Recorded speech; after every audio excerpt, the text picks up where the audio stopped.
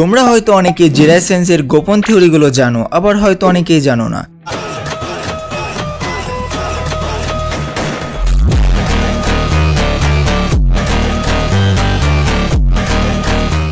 এই ভিডিওতে জিরায় সেন্সের সম্পর্কে টপ 10 ফ্যাক্টগুলি সম্পর্কে জানবো, আর তোমরা আমাকে কমেন্টে বলবে তোমাদের কোন ফ্যাক্টটা সবচেয়ে বেশি ভালো লেগেছে এন্ড জিরায় সেন্সের সম্পর্কে আর অন্য কোনো ফ্যাক্ট আছে কিনা। তো আর কথা না বাড়িয়ে চলো ভিডিওটা শুরু করা যাক।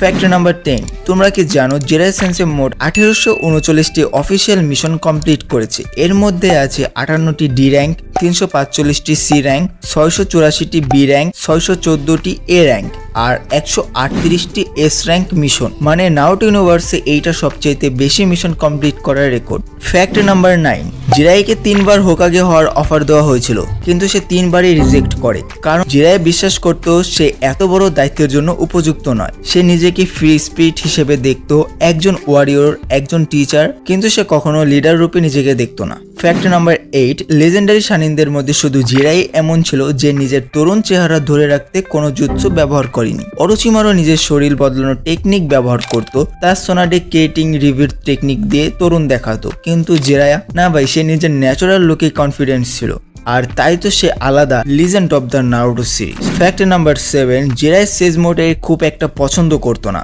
কারণ তার মতে এই মোডে গেলে সে মেয়েদের কাছে কম অ্যাট্রাকটিভ লাগে। এটা হয় কারণ সে পুরোপুরি ন্যাচারাল এনার্জি ব্যালেন্স করতে পারতো না, ফলে তার মুখে ব্যাঙের মতো শেপে আসতো। ফ্যাক্ট নাম্বার 6, জিরায়া এমন একটি টেকনিক ইনভেন্ট করেছিল যা সে ব্যবহার করত বাত নেওয়ার মেয়েদের ওপর গুপ্তচর বৃত্তি করার জন্য। এই টেকনিকের কারণেই তাকে বলা হয় প্রেভি সেজ।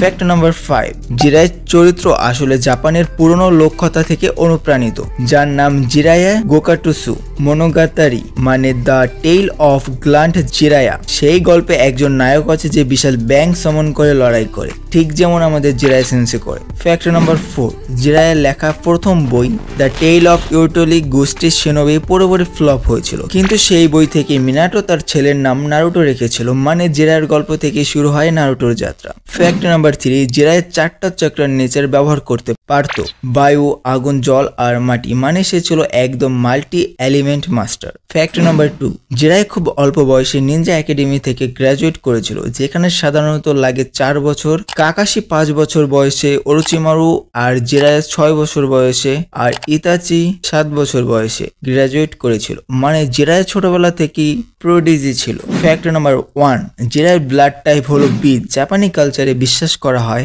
বি টাইপের মানুষ হয় চার্মিং, ক্রিয়েটিভ, কিন্তু একই সঙ্গে একটু স্ট্রাবন ও কেয়ারলেস, মানে একদম জিরায় সেন্সের মতো। তো আজকের জন্য এই পর্যন্তই। ভিডিওটা ভালো লাগলে লাইক, কমেন্ট এন্ড তোমাদের অ্যানিমে ফ্রেন্ডদের সাথে শেয়ার করো, আর সাবস্ক্রাইব না করে কই যেতেছো তাড়াতাড়ি সাবস্ক্রাইব করো। তো দেখা হবে নেক্সট কোনো ভিডিওতে। সায়োনারা।